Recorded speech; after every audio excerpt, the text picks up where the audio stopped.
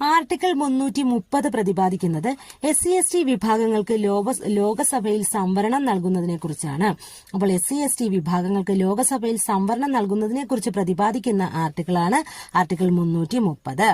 ഇനി article 331 Anglo Indian വിഭാഗത്തിന് ലോകസഭയിൽ സംവരണം നൽകുന്നതിനെ കുറിച്ച് പ്രതിപാദിക്കുന്നു. ആർട്ടിക്കിൾ 338 ആണ് ദേശീയ പട്ടികജാതി കമ്മീഷനെ കുറിച്ച് പ്രതിപാദിക്കുന്നത്. എന്നാൽ ദേശീയ പട്ടികവർഗ കമ്മീഷൻ ഏതാണെന്ന് ചോദിച്ചാൽ 338A ആണ്. ഇനി ആർട്ടിക്കിൾ 341 പട്ടികജാതിക്കാരെ കുറിച്ചാണ് പ്രതിപാദിക്കുന്നത്. ആർട്ടിക്കിൾ 342 പട്ടികവർഗക്കാരെ കുറിച്ച് പ്രതിപാദിക്കുന്നു. ആർട്ടിക്കിൾ 343 ആണ് ഔദ്യോഗിക ഭാഷയെക്കുറിച്ച് പ്രതിപാദിക്കുന്നത്. ആർട്ടിക്കിൾ 352 ദേശീയ അടിയന്തരാവസ്ഥയെക്കുറിച്ച് പ്രതിപാദിക്കുന്നു. ആർട്ടിക്കിൾ 356 സംസ്ഥാന അടിയന്തരാവസ്ഥയെക്കുറിച്ച് പ്രതിപാദിക്കുന്നു.